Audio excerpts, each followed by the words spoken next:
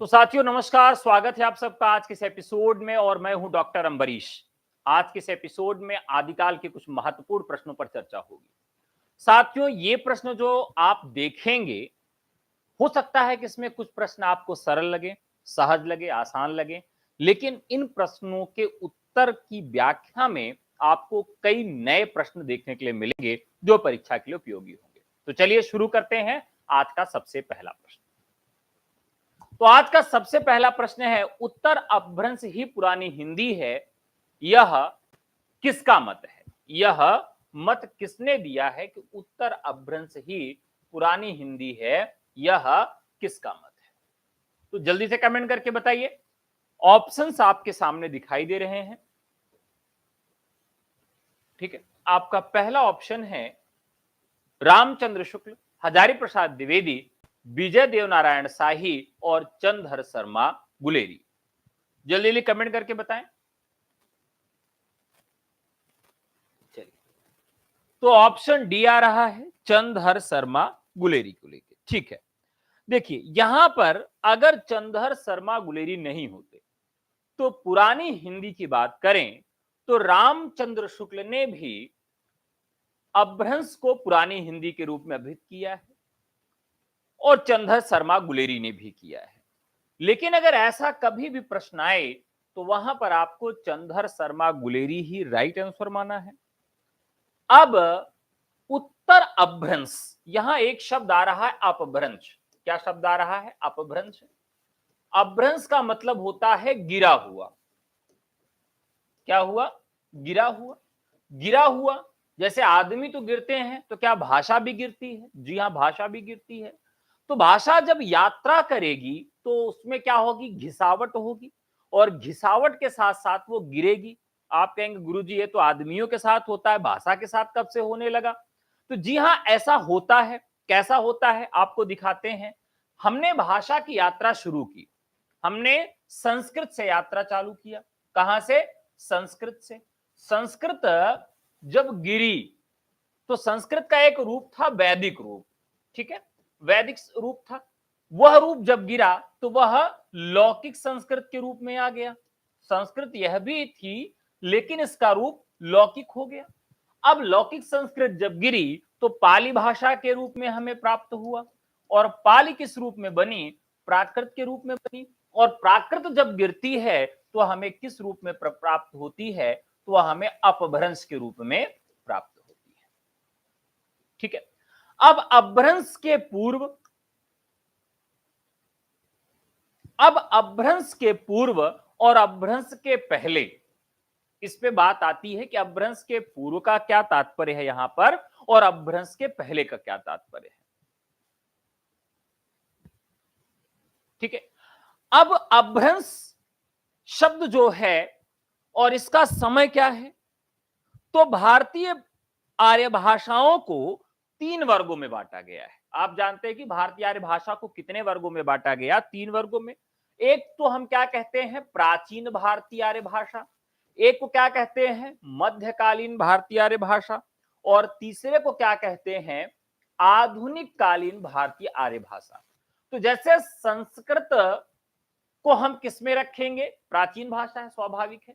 जैसे इतिहास को 3 भागों में बांटते हैं, प्राचीन इतिहास, मध्यकालीन और आधुनिक कालीन, वैसे भाषा को भी प्राचीन, मध्य और आधुनिक जो है यह 3 भागों में हम बांटते हैं। अब प्राचीन भारतीय आर्य भाषा में 2 भाषाएं आती हैं। कौन कौन सी? संस्कृत के ही दोनों रूप, एक तो वैदिक संस्कृत और एक लौकिक संस्कृत, ये दोनों आ जाती हैं प्राचीन भारतीय आर्य भाषा में। मध्यकालीन आर्य भाषा में सबसे ज्यादा भाषाएं आ रही हैं। मध्यकालीन में कितनी आ रही हैं? पाली, प्राकृत और अपभ्रंश। तो ये 3 भाषाएं आपकी आ जाती हैं मध्यकालीन आर्य भाषा में। लेकिन ध्यान रखिएगा कि कई बार इसे अपभ्रंश शब्द से नहीं अभिहित किया जाता। इसे क्या कहा जाता है? प्रथम प्राकृत कहा जाता है। ध्यान रखिएगा, प्रथम प्राकृत, द्वितीय प्राकृत और तृतीय प्राकृत। तो इस तरह से भी प्रश्न पूछ लिया जाता है कि प्रथम प्राकृत किसे कहते हैं, या द्वितीय प्राकृत किसे कहते हैं, या तृतीय प्राकृत किसे कहते हैं, और तीनों का जो समय है वह भी आपसे पूछा जाएगा। तो यहां पर अपभ्रंश क्या है? इसे तृतीय प्राकृत कहा जाता है। क्या कहा जाता है? तृतीय प्राकृत कहा जाता है। और तृतीय प्राकृत का जो समय है वो क्या है? तो तृतीय प्राकृत का समय हो जाता है 500 से 1000 ईस्वी तक।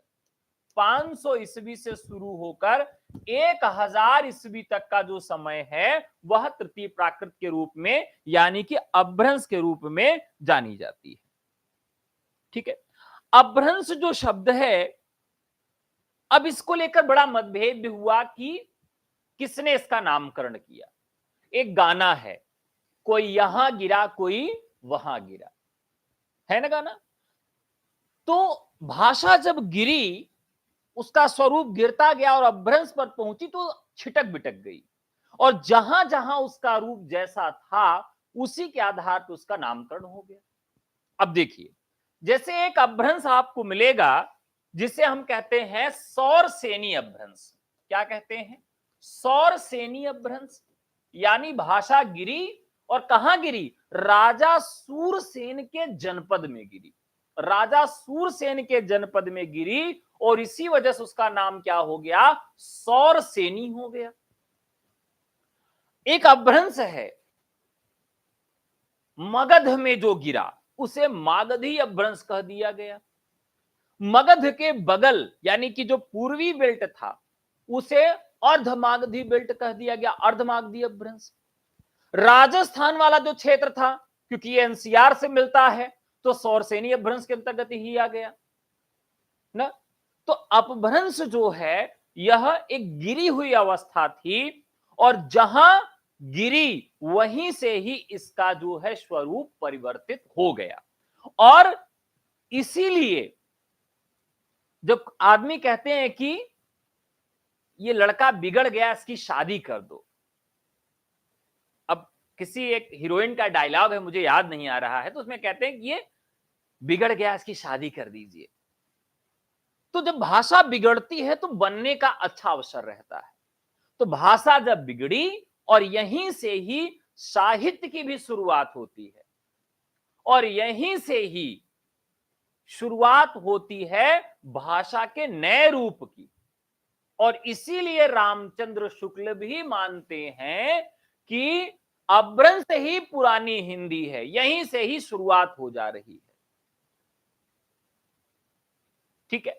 तो यहां एक चीज याद रखना है कि जो गिरता है वही ऊपर जाता है, गिरा हुआ जो है वो ऊपर जा रहा है।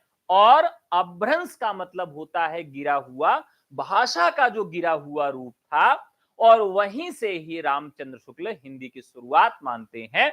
लेकिन एक बड़ी चीज, आपको बड़ी जानकारी दे दूं, आप सब बताइए कि रामचंद्र शुक्ल ने आदिकाल का समय कहां से माना है? जल्दी से कमेंट करके बताइए, जिससे और चीजें जोड़ के आपको बता दे। फटाफट कमेंट करके बताइए कि रामचंद्र शुक्ल ने आदिकाल का समय क्या माना है। आप कहेंगे कि सर 1050 से 1375, यही माना उन्होंने। एकदम सही बात है। रामचंद्र शुक्ल ने 1050 से 1375 आदिकाल का समय माना, लेकिन अपभ्रंश का समय क्या है? 500 से है। तो कई बार प्रश्न पूछ लिया जाता है कि हिंदी साहित्य की शुरुआत कब से मानी जाती है। अगर वहां किसी आचार्य का नाम न पूछा जाए, किसी आलोचक का नाम न पूछा जाए, और सीधे सीधे झारखंड प्रवक्ता में यह प्रश्न पूछा गया था कि हिंदी साहित्य की शुरुआत कब से मानी जाती है, तो अगर ऐसा प्रश्न पूछ ले हिंदी साहित्य की शुरुआत कब से मानी जाती है, तब वहां पर आप कहेंगे कि अपभ्रंश से ही हिंदी साहित्य की शुरुआत मानी जाती है।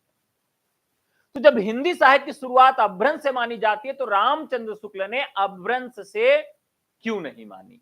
तो इसका जवाब है, शुक्ल जी ने केवल भाषाओं के अध्ययन के लिए और जैन काव्य में भाषाओं के अध्ययन के लिए ही जैन काव्य को स्वीकार किया। इसके पहले जो भी काव्य लिखा गया था, चाहे वो नाच साहित्य हो, सिद्ध साहित्य हो या जैन साहित्य हो, उसको उन्होंने सांप्रदायिक साहित्य कह के साहित्य की कोटि में स्वीकार नहीं किया। और उन्होंने आदिकाल की शुरुआत 1050 से की, जबकि अपभ्रंश की शुरुआत 500 से हो जाती है। ठीक है, एक बार लाइक कर दीजिएगा, जितने लोग आ रहे हैं लाइक करके जाएं। ठीक है, लाइक करते जाइए, लाइक करते जाइए फटाफट। चलिए, तो यहां पर अपभ्रंश को तृतीय प्राकृत के रूप में जाना जाता है। अपभ्रंश शब्द का प्रथम प्रयोग किसने किया था, बताइए बताइए। तो भर्तृहरि के वाक्य पदीयम, भर्तृहरि के वाक्य पदीयम में जो गिरे हुए शब्द थे, यानी कि जो अभ्रष्ट शब्द थे, जो संस्कृत च्युत शब्द थे, उनके लिए भर्तृहरि ने वाक्य पदीयम में अपभ्रंश शब्द का प्रयोग किया है। ठीक है, अरे बच्चन सिंह तो बहुत बाद में आए यार, हम और पहले की बात कर रहे हैं। चलिए नेक्स्ट क्वेश्चन, वास्तविक हिंदी की शुरुआत भक्ति काल से कौन मानता है? चलिए, जो लाइक कर दिए हैं उनको बहुत धन्यवाद है, फटाफट बताइए, वास्तविक हिंदी की शुरुआत भक्ति काल से कौन मानता है? बहुत दमदार प्रश्न है, बताइए, वास्तविक हिंदी साहित्य की शुरुआत भक्ति काल से कौन मानता है? रामचंद्र शुक्ल, हजारी प्रसाद द्विवेदी, रामविलास शर्मा और अजय तिवारी। ये इस आपके प्रश्न है। ऑप्शंस आप क्या रहे हैं? मधु जी ने बी कहा है, मनोज जी ने बी कहा है, सीमा जी ने हजारी प्रसाद कहा है, कुछ लोगों ने, चलिए देखते हैं। सही जवाब अगर देखें तो वास्तविक हिंदी की शुरुआत जो मानी गई है वो हजारी प्रसाद द्विवेदी के द्वारा मानी गई है भक्ति काल से। क्यों ऐसा है? बहुत छोटा दिख रहा है, अच्छा ठीक है, मैं बढ़ा दूंगा, अब खूब बड़ा बड़ा दिखेगा, घबराइए नहीं आपसे।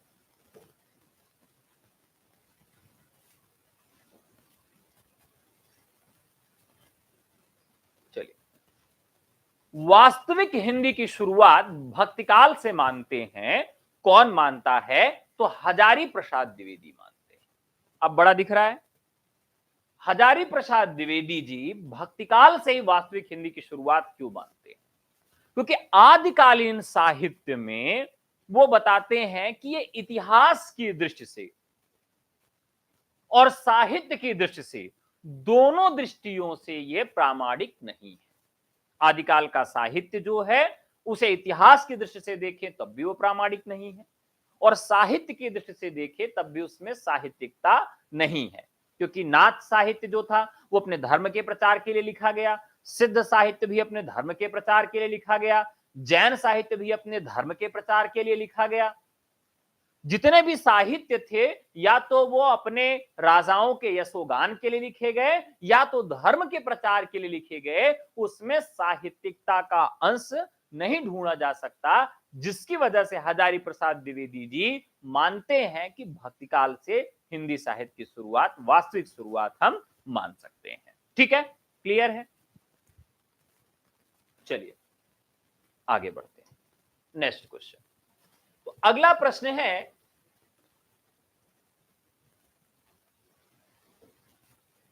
अगला प्रश्न है, हिंदी का प्रारंभ 993 ईस्वी से कौन मानता है? हिंदी का प्रारंभ 993 ईस्वी से कौन मानता है? बहुत महत्वपूर्ण प्रश्न है, ज्यादातर लोग जवाब जानते होंगे। ऑप्शन हैं आपके पास, रामचंद्र शुक्ल, सुधीर पचौरी, पुरुषोत्तम अग्रवाल, रामदरस मिश्र। हिंदी का प्रारंभ 993 ईस्वी से कौन मानता है? प्रश्न संख्या 3। चलिए फटाफट बताइए। तो ज्यादातर लोग जवाब दे रहे हैं ए, रामचंद्र शुक्ल, 993। अब ये बताइए कि 993 का यहां पर क्या मतलब है? 1050 में 993 हम घटा दें तो 10 में से 3 गए 7, 4, 14 में से 9 गए 5, 57। सबसे बड़ी गलती लोग यही करते हैं, सबसे बड़ी लोग गलती यही करते हैं। तो संवत में और ईस्वी में अंतर 57 का होता है और संवत हमेशा ज्यादा होता है और ईस्वी हमेशा कम होती है। इसको हमेशा याद रखा करिए। अगला प्रश्न, 10वीं से 14वीं शताब्दी तक आदिकाल कौन मानते हैं? 10वीं से 14वीं शताब्दी तक आदिकाल कौन मानता है? आदिकाल का यह विभाजन है, बहुत आसान सा प्रश्न है आप लोगों के लिए, फटाफट जवाब दीजिए। आदिकाल का काल विभाजन है।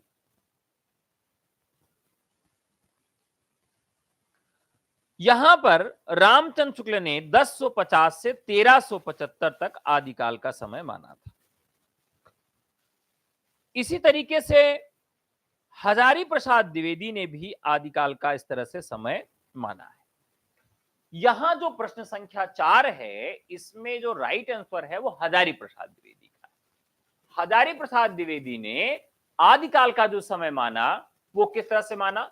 10 से 14, 14 से 17 और 17 से 19 इस तरीके से माना है। तो बहुत आसान तरीके से उन्होंने ये आदिकाल, भक्तिकाल और रीतिकाल का काल विभाजन किया है। ठीक है, अब आपको यह बताना है कि भक्तिकाल का जो समय है वह 1400 से 1650 किसने माना है? 1400 से 1650 भक्तिकाल का समय किसने माना है? ठीक है, यह बताना है आपको, भक्तिकाल का समय 1400 से 1650 किसने माना है? और किसने जो है आदिकाल का समय ही नहीं बताया। यानी मैं उस आलोचक की बात कर रहा हूं जिसने आदिकाल का समय निर्धारित नहीं किया और सीधे सीधे भक्तिकाल की शुरुआत करते हैं और भक्तिकाल का समय उन्होंने 1400 से 1650 माना। कुछ लोगों ने सही जवाब दिया है। राइट आंसर है बच्चन सिंह ने। बच्चन सिंह ने आदिकाल का समय निर्धारित न करते हुए सीधे भक्तिकाल का जो समय रखा वह रखा सन 1400 से 1650। ठीक है, नेक्स्ट क्वेश्चन।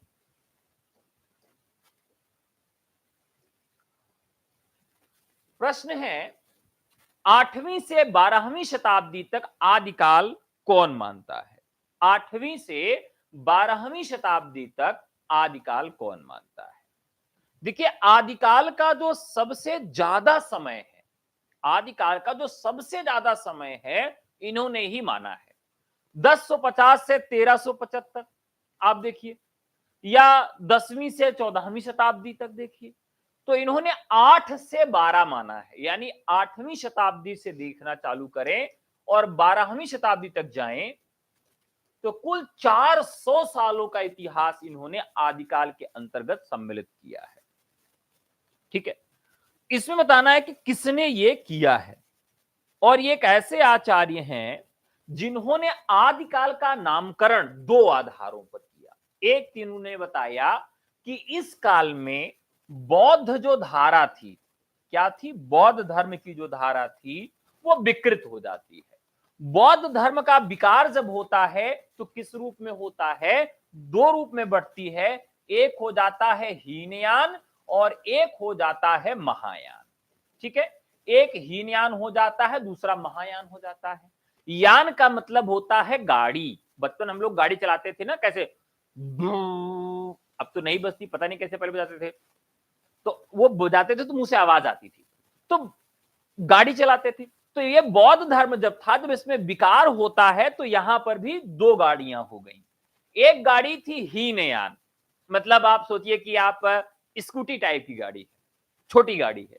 और एक महायान गाड़ी थी। महायान गाड़ी का मतलब है कि उनके पास एकदम वो हायाबूसा वाली गाड़ी थी, 3 लाख रुपए वाली गाड़ी, 4 लाख रुपए वाली गाड़ी। तो हीनयान जो था और महायान जो था, ये जब विभाजित हुए तो महायान जो है बाद में वज्रयान हो गया। ठीक है, वज्रयान हो गया और यही वज्रयानी जो थे बाद में सिद्ध कहलाए। और इन्हीं सिद्धों की अधिकता के कारण इनका नामकरण किया गया। और इनका नामकरण क्या किया गया? सिद्ध। और दूसरा उन्होंने देखा कि यार इस काल में सामंतवादी युग अधिक है, सामंतों का प्रभुत्व अधिक है, जिसकी वजह से सिद्ध धन सामंत, ये दो शब्द आया कि भैया सिद्धों का भी बड़ा यहां बोलबाला है और सामंतों का भी बड़ा बोलबाला है, जिसकी वजह से उन्होंने इस युग का नाम सिद्ध सामंत युग रखा और उन्होंने इसका समय 8वीं से 12वीं शताब्दी तक रखा। तो ये राइट आंसर हो जाएगा राहुल सांकृत्यायन। नेक्स्ट क्वेश्चन, तो यही वाला नेक्स्ट क्वेश्चन है, इसको क्या ही देखें, फटाफट इसका उत्तर ले लेते हैं, नेक्स्ट क्वेश्चन की तरफ चलें। हिंदी के प्रारंभिक काल को सिद्ध सामंत युग किसने कहा? तो राहुल सांकृत्यायन ने कहा। नेक्स्ट क्वेश्चन, आदिकाल की आरंभिक सीमा 643 और अंतिम सीमा 1400 कौन मानता है? देखिए ये एकदम फैक्चुअल क्वेश्चन है और ऐसे प्रश्न क्या होते हैं कि हम याद करते हैं लेकिन ये गलत हो जाते हैं। तो जल्दी से कमेंट करके बताइए कि आदिकाल की आरंभिक सीमा 643 ईस्वी और अंतिम सीमा 1400 ईस्वी कौन मानता है? प्रश्न संख्या 7, जल्दी से कमेंट करके बताइए। देखिए एक ऐसे व्यक्ति हैं ये जो भारत में आए और इन्होंने कहा कि भक्तिकाल का उदय जो हुआ वो ईसाइयत की वजह से हुआ और ये मानते हैं कि भारत में बुद्ध देव के बाद सबसे ज्यादा चमत्कारी पुरुष अगर कोई है तो तुलसीदास है और इन्होंने भारतीय कवियों को आधार बनाकर भी काल का विभाजन किया और इन्होंने भारत में एक विश्वविद्यालय में भाषा विभाग में भी काम किया। तो इनका नाम क्या है साथियों? तो इनका नाम है जॉर्ज ग्रियर्सन। इनका नाम क्या है? George Grierson. अब एक बड़ा प्रश्न आता है कि जॉर्ज ग्रियर्सन ने कितने भागों में हिंदी साहित्य के इतिहास को विभाजित किया? कितने भागों में हिंदी साहित्य के इतिहास को विभाजित किया, ये आपको बताना है। तो इन्होंने हिंदी साहित्य के इतिहास को कितने भागों में विभाजित किया? 11 भागों में। एकदम सही जवाब है। चलिए फटाफट हम लोग इनके आज विभागों को याद कर लेते हैं। पहला काल इन्होंने जो रखा वो रखा चारण काल। क्या रखा? चारण काल। अब इन्होंने जब चारण काल रख दिया तो हिंदी का कोई एक आचार्य है जिन्होंने इसको चारण काल कहा। तो डॉक्टर राम कुमार वर्मा ने भी इसको चारण काल कहा और ग्रियर्सन ने भी चारण काल कहा, लेकिन इन्होंने चारण काल का समय क्या रखा? तो चारण काल का जो समय रखा वो आपको बताना है। देखते हैं कितना लोग सही जवाब देते हैं। फटाफट बताइए कि ग्रियर्सन ने चारण काल का समय क्या रखा है? फटाफट बताइए चारण काल का समय क्या रखा। अब देखिए यहां 643 है, 643 में हम 57 जोड़ते हैं, 7 3 10 की जीरो हासिल 1 5 4 9 1 10 जीरो और 6 1 7, यहां पर मिल गया हमको 700। ठीक है, क्या हो गया? यहां पर 700 हो गया। अब यहां समझिए कि चारण काल का उन्होंने समय क्या रखा है? 700 से 1300 रखा है, 700 से लेकर 1300 रखा है। अब यहां पर कई बार प्रश्न ये बनेगा कि 1300 क्या है? संवत है या 13वीं शताब्दी भी पूछा जा सकता है, जिससे आप लोग कंफ्यूज मत होइएगा, इधर उधर का अगर होगा तो हो सकता है। इन्होंने चारण काल इसका नाम रख दिया। चारण काल के बाद अब आपको मैं ये याद करा देता हूं, आज के बाद आपको जीवन में कभी भी ग्रियर्सन का काल विभाजन नहीं भूलेगा। चलिए याद कराऊं। सबसे पहला जो उन्होंने नाम दिया, सबसे पहला नाम उन्होंने जो दिया वो दिया चारण काल। ठीक है, देखिए अब आपको एक इमेजिनेशन करना है, कल्पना करनी है कि आप किसी के यहां गए और वो कौन था? राजा था। इस तरीके से एकदम बढ़िया मुस्कुराता हुआ बैठा हुआ राजा था। ठीक है, और उस राजा के 2 पैर थे। भाई मेरा आर्ट थोड़ा सा अच्छा नहीं है तो मजाक मत उड़ाइएगा। उस राजा के इस तरीके से 2 उल्टे पैर थे, भूत टाइप के। ठीक है, तो यहां पर जब ग्रियर्सन भारत में आए तो उन्होंने देखा कि लोग जा जाके उस राजा के चरण छू रहे थे। क्या छू रहे थे? चरण छू रहे थे और सब उस पे चरण छू रहे थे। इस वजह से उन्होंने उसका नाम शुरुआत कहां से किया? चारण काल से किया। 15वीं शताब्दी का धार्मिक पुनर्जागरण ध्यान रखिएगा क्या नाम है, 15वीं शती का धार्मिक पुनर्जागरण, ये शॉर्ट में लिख रहा हूं। अब क्या हुआ कि जब लोगों ने पूछा कि भाई क्या मामला है, तो जवाब आया कि लोग धार्मिक दृष्टि से राजा को ईश्वर मानते हैं, इसलिए उनके चरण छू रहे हैं। तो यहां हम ग्रियर्सन को बना दे। ग्रियर्सन जो है अपनी आंख फाड़ फाड़ के, अरे काने ग्रियर्सन बन गए, कोई बात नहीं। तो ग्रियर्सन ने देखा कि लोग राजा के पैर छू रहे हैं, और पैर छू रहे हैं, और उन्होंने पूछा कि भाई क्यों पैर छू रहे हैं, तो जवाब आया कि धार्मिक वजह से छू रहे हैं, धार्मिक पुनर्जागरण की वजह से छू रहे हैं, क्योंकि यहां पर राजा को धार्मिक दृष्टि से ईश्वर माना जाता है। अच्छा अच्छा अच्छा, ठीक है, कोई बात नहीं है, वेरी गुड वेरी गुड। तीसरा जो नामकरण उन्होंने रखा, तीसरा नामकरण क्या रखा, जायसी की प्रेम कविता। उन्होंने क्या रखा, जायसी की प्रेम कविता, ठीक है, जायसी की प्रेम कविता। अब आगे बढ़े उन्होंने, अब ग्रियर्सन क्या कर रहे हैं, घूम रहे हैं, ठीक है, घूम रहे हैं। तो उन्होंने राजा को आगे छोड़ा, अब आगे जैसे बढ़े तो उन्होंने देखा कि ये राजा जो है इतना शौकीन है कि अपने दरबार में एक कवि को बैठा रखा है। क्या कर रखा है, एक कवि को बैठा रखा है। आदिकाल में ये चलन था। तो इसी राजा के दरबार में कौन कवि बैठे थे, जायसी कवि बैठे थे, और जायसी क्या कर रहे थे, प्रेम की कविता सुना रहे थे। बस, तो राजा के दरबार में गए तो लोग राजा के पैर छू रहे थे। उन्होंने पूछा क्यों छू रहे, उन्होंने कहा धार्मिक वजह से, और धार्मिक वजह से फिर आगे गए तो उन्होंने देखा कि जायसी की प्रेम कविता चल रही है। कहां चल रही है, राजा के दरबार में, जायसी की प्रेम कविता। फिर क्या हुआ, अब जब यहां पर उन्होंने देखा कि जायसी की प्रेम कविता चल रही है, फिर वहां से वो निकले। कहां थे ये, सुल्तानपुर में। जायस जो है वो सुल्तानपुर के आसपास है। ग्रियर्सन ने कहा कि चलो भैया थोड़ा सा और आगे मथुरा तरफ ले चलो। तो जैसे वहां से मथुरा तरफ आए तो यहां देखे क्या चल रहा था, हरे रामा हरे कृष्णा। तो यहां चल रहा था ब्रज का कृष्ण संप्रदाय। क्या चल रहा था, ब्रज का कृष्ण संप्रदाय। तो यहां पर हमारा वो सबसे पहले एक राजा के यहां गए, चरण वाला हुआ, धार्मिक हुआ, फिर उनके यहां जायसी कविता कर रहे थे, और फिर जैसे वहां से आगे बढ़े कहां पहुंचे, वो पहुंच गए ब्रज का कृष्ण संप्रदाय में। जैसे पहुंचे तो वहां पर जब इधर आते हैं तो हरे रामा और हरे कृष्णा चल रहा था। कहे बहुत बढ़िया।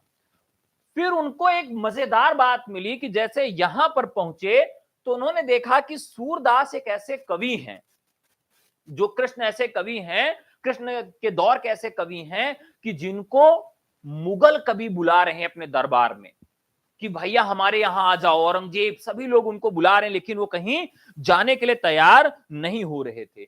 यानी मुगल दरबार में उनको बुलाया गया। उनको मालूम चला, किसी ने बताया कि बहुत बड़े कवि हैं और इनको मुगल दरबार में बुलाया जाता, लेकिन जाते होते नहीं हैं ये। कहे अच्छा भैया, तो यहां से क्या हमारा बन गया, मुगल दरबार बन गया। अब मुगल दरबार कहे कि यार जब मुगल दरबार में बुलाया जा रहा है तो चलो मुगल दरबार देख ही लेते हैं। तो मुगल दरबार देखने के लिए वो चले जाते हैं, और मुगल दरबार के दौर में एक बड़ा कवि हुआ जो मुगल दरबार में रह के ही राम राज्य की कल्पना कर रहा था। उसका नाम क्या था, तुलसीदास। तुलसीदास आप देखिए किस काल में लिख रहे थे, तो मुगल दरबार के काव्य में काल में लिख रहे थे, अकबर के शासन काल में लिख रहे थे। तो मुगल दरबार के बाद उन्होंने जो रखा, ये क्या है, ये हो गया तुलसीदास। यानी तुलसीदास जो हो गया उनका काल का नामकरण हो गया। और जब तुलसीदास के यहां पहुंचे तो देखे कि कुछ लोग राम नाम के आधार पर क्या कर रहे थे, सीता और राम के श्रृंगारिक काव्य का प्रयोग करने लगे। अब आप देखिए तुलसीदास के यहां भी मिलेगा और भी जगह मिलेगा, तो यहां पर रीति काव्य भी उनके यहां देखने के लिए मिल गया। यानी तुलसीदास के यहां जब देखे पहुंचे तो लोग राम और सीता को भजने के बहाने क्या कर रहे थे, रीति काव्य श्रृंगार की बातें कर रहे थे। तो यहां रीति काव्य हो गया। और फिर वो क्या कहते हैं कि रीति काव्य में उन्होंने कहा कि तुलसीदास के अन्य परिवर्ती कवि थे, तुलसीदास के अन्य परवर्ती कवि। तो उन्होंने कहा कि भैया ये तो अन्य परवर्ती कवि हैं, चलिए आगे बढ़ते हैं। तो उन्होंने अपना रथ और आगे बढ़ाया और फिर वो कहां पहुंच गए, 18वीं शताब्दी में पहुंच गए। क्योंकि आप देखिए 1400 से 1500 शताब्दी में तुलसीदास लिख रहे हैं और यहां पर कहां पहुंच गए, वो 18वीं शताब्दी में अपना रथ लेके पहुंच गए हैं। तो ग्रियर्सन क्या करें, भारत के दर्शन के लिए निकले हैं और चारण काल से शुरू होते होते कहां पहुंच गए, तुलसी के पास पहुंचे। तुलसी के बाद आगे बढ़ेंगे तो तुलसी के बहाने लोग राम और सीता के बहाने रीति काव्य में श्रृंगारिक चेतना लेके आ रहे थे, यानी तुलसीदास के अन्य परवर्ती कवि थे। और फिर उन्होंने 18वीं शताब्दी का लाया शासन और 18वीं शताब्दी के बाद भारत में कंपनी का शासन आ जाता है। आप सब जानते हैं कि भारत में ईस्ट इंडिया कंपनी आ जाती है, यानी कंपनी के शासन में भारत। और कंपनी के शासन जब हो जाता है तो विदेश से एक रानी आती है भारत में। कौन आती है, रानी विक्टोरिया आती हैं। और इसी आधार पर उन्होंने एक और नामकरण कर दिया।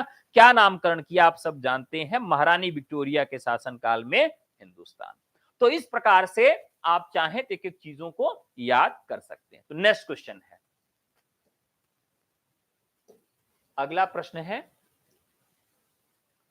1529 ईस्वी को आदिकाल की अंतिम सीमा कौन मानता है?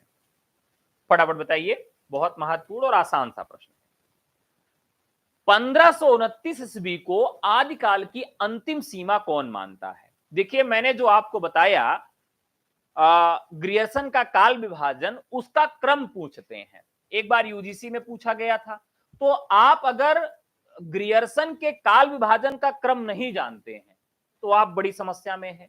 और ग्रियर्सन ने कौन सा काल विभाजन किया है, कौन सा नहीं किया, ये भी आप नहीं जानते, तब भी समस्या में है। तो दोनों स्थितियों में आपको उनका काल विभाजन याद होना चाहिए। 1529 ईस्वी को आदिकाल की सीमा कौन मानते हैं? आदिकाल की सीमा बताइए। तो ये अच्छा प्रश्न है, 8वें नंबर का प्रश्न है। यहां पर रामचंद्र शुक्ल तो आदिकाल की सीमा मानते ही नहीं है, हमने उनको देख लिया। हजारी प्रसाद द्विवेदी को भी हम लोगों ने देख लिया। अब यहां बचते हैं मिश्र बंधु। कौन बचते हैं? मिश्र बंधु, यानी 1529 को आदिकाल की अंतिम सीमा मानते हैं। और उन्होंने 700 से 1343 और 1343 से 1444, यानी कि लगभग 1444 तक उन्होंने आदिकाल की सीमा मानी है। और इसी तरीके से यहां राइट आंसर हो जाएगा, क्योंकि ये क्या है, विक्रम संवत में है और यहां बात की गई है ईस्वी में। सबसे ज्यादा कंफ्यूजन वाला जो प्रश्न आता है वो इतिहास में ईस्वी और संवत को लेकर आता है। अगर यहां आप कंफ्यूज हो गए तो समझिए पूरा मामला गड़बड़ हो गया। अगला प्रश्न,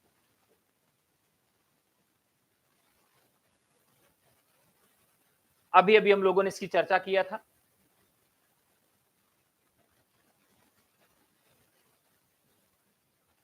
आचार्य शुक्ल किस आधार पर आदिकालीन जैन साहित्य को हिंदी की परिधि से बाहर मानते हैं? आचार्य शुक्ल किस आधार पर आदिकालीन जैन साहित्य को हिंदी की परिधि से बाहर मानते हैं? धार्मिक साहित्य के आधार पर, अशुद्ध प्रयोगों के आधार पर, काव्य शास्त्रीय आधार पर, संवेदन शून्यता के आधार पर? अभी अभी हम लोगों ने इसकी चर्चा किया था, आप जल्दी से कमेंट करके बताइए। देखिए रामचंद्र शुक्ल जो हैं वो आदिकाल में जैन, नाथ, सिद्ध, इन तीनों को क्या मानते हैं? साहित्य की कोटि में नहीं रखते हैं, साहित्य नहीं मानते। लेकिन हजारी प्रसाद द्विवेदी इस पर क्या कमेंट करते हैं? हजारी प्रसाद द्विवेदी कहते हैं, शुक्ला जी आप ठीक कह रहे हैं कि ये जैन, नाथ, साहित्य, जैन भी नहीं है, नाथ भी, सिद्ध नहीं है, इनको आप साहित्य की कोट में नहीं रखते हैं। तो अगर आप इस तरह से छटनी करेंगे तो साहित्य की कोटि में आप किसी को नहीं रख सकते हैं। तो शुक्ल जी ने इसको साहित्य नहीं माना है। साहित्य मान के उन्होंने क्या शब्द दिया? सांप्रदायिक साहित्य कहा। क्या कहा है? सांप्रदायिक साहित्य कहा है। यह शब्द आप जरूर याद रखिएगा, सांप्रदायिक साहित्य कहा है। और यहां उन्होंने बताया है कि मैंने खास करके जैन साहित्य को क्यों उन्होंने रखा। तो जैन साहित्य में सबसे अधिक चरित काव्य लिखे गए। रामचंद्र शुक्ल ने बताया कि जैन साहित्य का वर्णन मैंने साहित्य में इसलिए किया है क्योंकि जैन साहित्य एकमात्र साहित्य है जिसके आधार पर हम अपभ्रंश भाषा का अध्ययन और उसके क्रमिक विकास को देख सकते हैं। तो जैन धर्म को उन्होंने अपभ्रंश भाषा के क्रमिक विकास के लिए देखने के लिए चुना। तो जैन को उन्होंने सांप्रदायिक साहित्य कहा, नाथ को भी सांप्रदायिक साहित्य कहा और सिद्ध को भी सांप्रदायिक साहित्य कहा। इस प्रकार से धार्मिक साहित्य के आधार पर यहां पर राइट आंसर ठहरता है। Next question.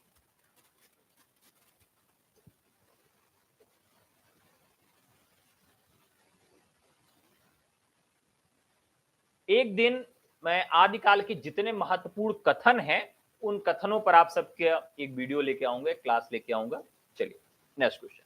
प्रश्न है, अंतर द्वंद ग्रस्त मानवीय भावों की जटिलता के सूक्ष्म मनोवैज्ञानिक विश्लेषण के लिए आदिकाल में किस साहित्य को पहचाना जाता है? बताइए, फटाफट बताइए। अब भाई देखिए, कुछ लोग क्या करते हैं, दुल्हन देखने आते हैं, घूंघटा उठाए, दुल्हन देखे और निकल लिए। तो कुछ लोग दुल्हन देखने आए होंगे कि कौन सा क्वेश्चन है, देख लें और निकल जाएं। कुछ लोग नींद आ रही होगी, तो जिसको नींद आ रही है सो जाओ, चैतन्य हो, पढ़ाई के लिए सीरियस हो तो पढ़ते रहो, सारे प्रश्न सॉल्व करके ही जाना। अभी भी मैंने खाना नहीं खाया है, इसके बाद मैं खाना खाऊंगा, अभी तो आप लोग खाना भी खा चुके होंगे। तो ठीक है, दुल्हन का घूंघट उठा के थोड़ा सा देख के भागो नहीं, सारा क्वेश्चन सॉल्व करके जाओ।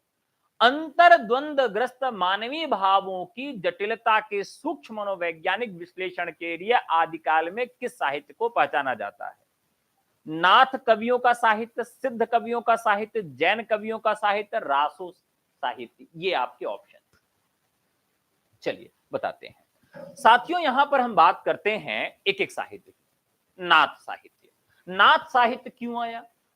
अब जैसे कोई कहता है नाथ साहित्य मतलब, मैं सिद्ध साहित्य जोड़ के बताता हूं। सिद्ध साहित्य वाले जो लोग थे ये आप लोगों के जैसे थे। ये कहते थे कि ऐसा है यार कि कल से पढ़ाई चालू करेंगे, आज सारे मस्ती कर लेते हैं। जब मस्ती करते करते मन भर जाएगा, यानी खूब रील चला लेते हैं, रील चलाते रहते जब मन भर जाएगा तो फिर क्या होगा, पढ़ाई शुरू कर देंगे। तो वैसे सिद्धों ने कहा कि हम पंचमकार जो है उसका इतना अधिक उपयोग करेंगे, जब इससे हमारा मन भर जाएगा तब हम क्या होंगे, ईश्वर की साधना में लीन हो जाएंगे और फिर पढ़ाई चालू होगी, मतलब सिद्धि। तो सिद्धि के लिए वो पंचमकारों का इतना प्रयोग करने लगे, मत्स्य, मदिरा, मैथुन, इन सब का एकदम अतिचार करने लगे और उसी में फंसे रह गए, बाहर वह नहीं निकल पाए। अब जब बाहर नहीं निकल पाए तो बहुत लोगों को चिंता हुई कि यार इनको बाहर कैसे निकालें। तो गोरखनाथ आए, कहे हमारे गुरुजी जो है ना वो फंस गए हैं, किसमें, इन्हीं सारी चीजों में फंस गए, उनको निकालना पड़ेगा। और गोरखनाथ ने नाथ पंथ की शुरुआत कर दिया अपने गुरुजी को निकालने के लिए। अब जब गुरुजी को निकालने के लिए उन्होंने नाथ पंथ की शुरुआत कर दिया तो नाथ पंथ की शुरुआत हो गई। सिद्धों में ये हर चीज में, जैसे आपके हर चीज में, सब्जी में आलू किसी में डाल दो, पनीर में डाल दो, करेले में डाल दो, कोई भी सब्जी आलू डाल दो, वैसे सिद्ध क्या थे, हर चीज में अपने साथ स्त्री को रखते थे कि भाई बिना स्त्री के साधना हो ही नहीं सकती है। अब यहां इसका उल्टा हो गया, क्योंकि यहां गुरुजी इनके इसी वजह से, मत्स्येंद्र नाथ इसी वजह से, स्त्री की वजह से बेचारे फंस गए थे। तो गोरखनाथ और गोरख पंथ जो आया वो क्या हो गया, गृहस्थ धर्म के प्रति इनका बड़ा तिरस्कार हो गया। नारी के प्रति बड़ा आदर भाव तो था, लेकिन नारियों से बहुत ज्यादा दूरी हो गई। तो सिद्ध और नाथ लगभग एक दूसरे के बरक्स बनते चले गए। अब जो जैन कवि थे, जैन कवि थे, इन्होंने क्या किया कि इन्होंने कोई साहित्य नहीं रचा, इनके जितने भी तीर्थंकर थे उनकी जीवनियों को इन्होंने लिखा और उन तीर्थंकरों को इन्होंने हिंदुज्म के तीर्थंकरों से जोड़ा। और जितने भी हिंदू कथानक थे हिंदू कहानियां जो थी उनको इन्होंने अपने अनुसार बदल दिया। अब जैसे आप देखिए पौमचर्यू की घटना, पौमचर्यू में लगभग राम कथा को ही उन्होंने बदल दिया है। पुष्पदंत को देखिए तो राम कथा और कृष्ण कथा को जैन कवियों ने अपने तरीके से बदल दिया और जैन तीर्थंकारों को भी उसमें रखा। लेकिन अंतर्द्वंद और मानवीय भावों की जटिलता के सूक्ष्म मनोवैज्ञानिक विश्लेषण के लिए आदिकाल में किस साहित्य को पहचाना जाता है, तो उन्होंने इसी स्तर पर जाकर जैन कवियों ने यह काम किया। तो यहां राइट आंसर हो जाएगा जैन। ठीक है, क्लियर है? राइट आंसर क्या हो जाएगा? जैन कवियों का साहित्य। Next question 12।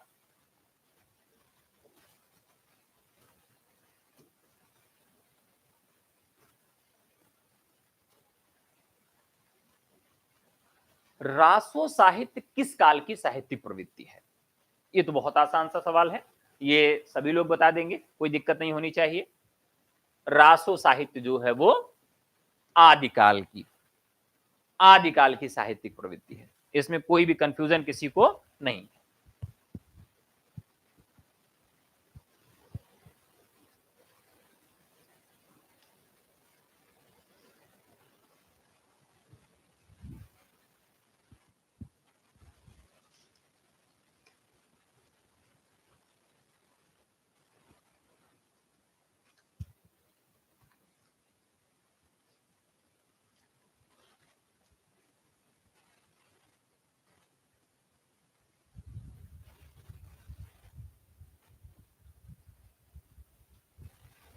चलिए अब आगे बात करते हैं अगले प्रश्न की तरफ, अगले प्रश्न तरफ चलते हैं। नेक्स्ट क्वेश्चन, भाट और चारण कवियों का वर्णन कहां मिलता है? भाट और चारण कवियों का वर्णन कहां मिलता है? ये भी प्रश्न आपके लिए बहुत आसान होगा, बहुत आसान है। क्या है? कृष्ण काव्य, रीति काव्य, रासो साहित्य, भक्ति साहित्य, रीति काव्य और कृष्ण काव्य, ये आपको कहां मिलते हैं? भाट और चारण कवि। देखिए भाट और चारण कवि जो हैं ये आपको मिलते हैं कहां पर? आदिकाल में। और आदिकाल में ये क्यों मिलते हैं?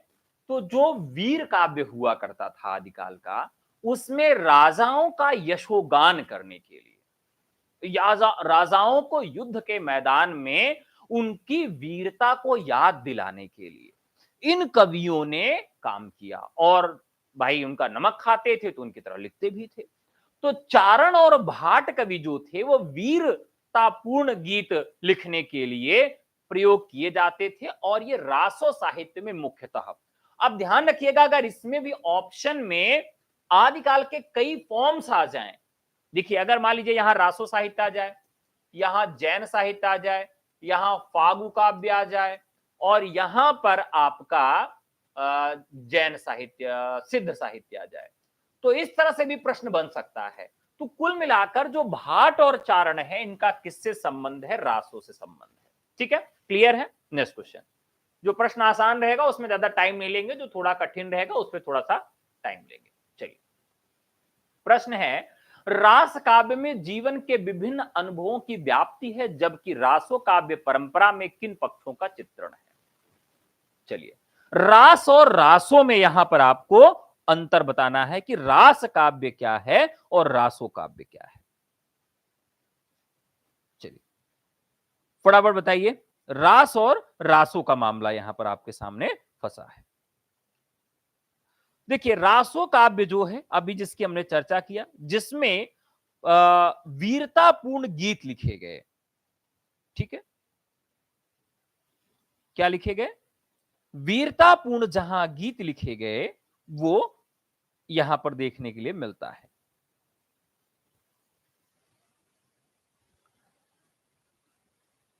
रास, ये जैनों की रास परंपरा है,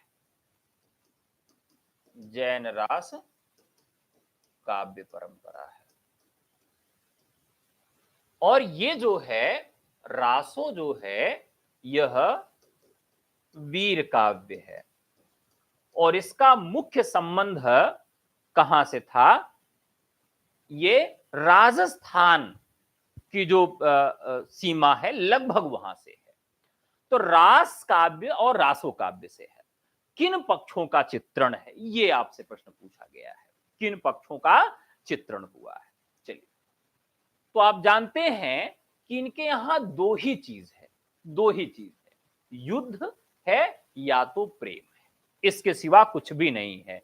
एक स्त्री देखी और उस स्त्री के चक्कर में युद्ध कर लिए, लड़ाई झगड़ा कर लिए, जान दे दिए, जान ले लिए। ठीक है, जैसे संसद में गृह मंत्री जी कहते हैं, क्या कहते हैं, इसके लिए तो जान दे देंगे। एक रील वायरल होती है ना, तो इस समय के जितने राजा थे वो हर एक स्त्री के लिए यही कहते थे, इसके लिए तो हम जान दे देंगे, और युद्ध के मैदान में कूद पड़ते थे।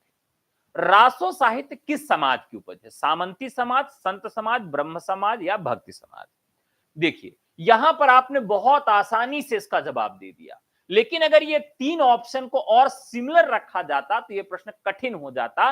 ये रासो साहित्य जो है वो सामंती समाज का है। सामंती समाज होता क्या है, बहुत सारे लोग सामंती समाज नहीं जानते होंगे। सामंत, सामंत जो शब्द होता है, यानी कि जब भारत में अंग्रेजों का आक्रमण हुआ तो जो केंद्रीय सत्ता थी वो टूटी, और केंद्रीय सत्ता टूटने के बाद राजाओं में विभाजन हो गया, यानी जो बहुत बड़ा राज्य हुआ करता था वो राजा छोटे हो गए। छोटे होने का मतलब बौने नहीं हुए, उनके राज्य का विस्तार कम हो गया। यानी एक जमींदारी प्रथा आप समझ सकते हैं, जिनके खुद के अपने नियम थे और उनमें राष्ट्रीयता का अभाव था, और आपस में लड़ते रहते थे, जिनके पास युद्ध ही प्रमुख केंद्र था। और युद्ध किसके लिए होता था? या तो राज्य विस्तार के लिए या तो किसी लड़की से विवाह करने के लिए। तो दो ही आधार हुआ करते थे। तो रासो साहित्य जो है वो किससे संबंधित है? तो सामंती समाज से। अगला प्रश्न है,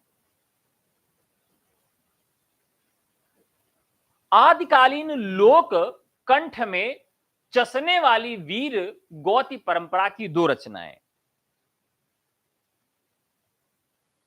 बताइए।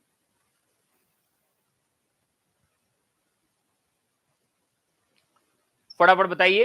देखिए, जाना नहीं है, एक गाना है ना, जाना नहीं, तो जाना नहीं है, अभी एकदम पढ़ते रहना है।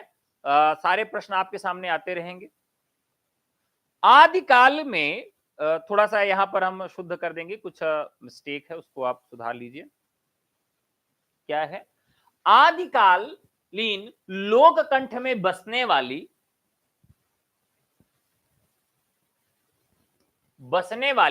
वीर गीति परंपरा की दो रचनाएं हैं। कौन कौन सी हैं? परमाल रासो, बीसल देव रासो, पृथ्वीराज रासो, हमीर रासो, विजयपाल रासो, खुम्मान रासो, कीर्ति लता और कीर्ति पताका। ये आपका क्वेश्चन है। आप जानते होंगे कि इसका सही उत्तर क्या है। प्रश्न संख्या आपकी 16 है। चलिए चलिए, फटाफट कमेंट करिए, सभी लोग कमेंट करिए। तो आप जानते हैं कि इसका राइट आंसर हो जाएगा परमाल रासो और बीसल देव रासो। ठीक है, परमाल रासो और बीसल देव रासो। फटाफट परमाल रासो और बीसल देव रासो के विषय में आप सब मुझे जवाब दे दीजिए, जल्दी से एक बार बता दीजिए। परमाल रासो जगनिक की रचना है। ठीक है, आल्हा खंड, जिसके चार्ल्स इलियट ने सबसे पहली बार इसको प्रकाशित करवाया था। आल्हा जो गाया जाता है वह वीर रस में गाया जाता है। वीर नामक एक छंद है, 21 मात्राओं का सममात्रिक छंद है, वीर छंद। ठीक है, जिसमें ये गाया जाता है। बीसल देव रासो जो है यह रचना नरपति की है, नरपति नाल की है। अब बीसल देव रासो के विषय में पूछा जाता है इसकी नायक और नायिका। फटाफट बता दीजिए, नायक और नायिका कौन है बीसल देव रासो की? तो आगे हम लोग बढ़ते हैं। चलिए देखिए, जब अभी मैं कुछ दिन पहले राजस्थान गया तो राजस्थान में देखा तो बहुत बड़े बड़े, मतलब ऐसे नमक के इतने बड़े बड़े पत्थर रखे थे, लोग बेचने के लिए रखे हुए थे। तो मुझे उसी समय याद आया बीसल देव का दृश्य, कि राजा का नया नया विवाह हुआ होगा। राजा का जब विवाह हुआ तो रानी आई, राजमती। तो रानी जब आई तो उन्होंने कहा कि क्या है आपके यहां, कुछ तो नहीं है, बताइए, केवल नमके के पहाड़ है, नमके के खदान है आपके यहां। राजा को यह बात बहुत बुरी लग गई और राजा क्या कहे कि अब मैं तुमको छोड़ के जा रहा हूं। और राजा उनसे रूठ कर कहां चले गए, उड़ीसा चले गए। उड़ीसा चले जाते हैं और फिर उनके पिताजी आते हैं राजमती के, उनको अपने घर बुला ले जाते हैं। और फिर जब राजा को बहला फुसला के लाते हैं और फिर राजा जाते हैं उनके मायके से, फिर उनको बुला के ले आते हैं। लेकिन इस घटनाक्रम में एक चीज यह पूछी जाती है कि इसमें जो वियोग है वो कितने वर्षों का है। यह भी प्रश्न पूछा जा सकता है कि बीसल देवरासो में कितने वर्षों का विरह है। मैंने आपको कक्षा में बताया था, देखते कितना लोग सही जवाब देते हैं। किस रचना में कितने वर्षों का विरह है? एकदम सही जवाब है 12 वर्ष। 12 वर्षों का इसमें जो है विरह। नेक्स्ट क्वेश्चन, चलिए थोड़ा सा अच्छा प्रश्न है। प्रश्न क्या है? वास्तविक देश भाषा काव्य कहलाने वाली आदिकालीन लोक साहित्य रचनाओं के मुल्तान, अवध, राजस्थान और मिथिला के अतिरिक्त कौन सा केंद्र था? बताइए। अच्छा प्रश्न है। रात ज्यादा हो गई क्या, लोग जा रहे हैं? हाँ भाई 11 बज गए हैं। जाओ भैया सो जाओ, सो जाओ जल्दी, जिसको सोना हो फटाफट सो जाओ, तो नेक्स्ट क्वेश्चन चालू करें। चलिए बताइए, वास्तविक देश भाषा काव्य कहलाने वाली आदिकालीन लोक साहित्य रचनाओं के मुल्तान, अवध, राजस्थान और मिथिला के अतिरिक्त और कौन सा केंद्र था, यह बताना है आप। देखिए, देश भाषा काव्य। अब देश भाषा काव्य क्या है? रामचंद्र शुक्ल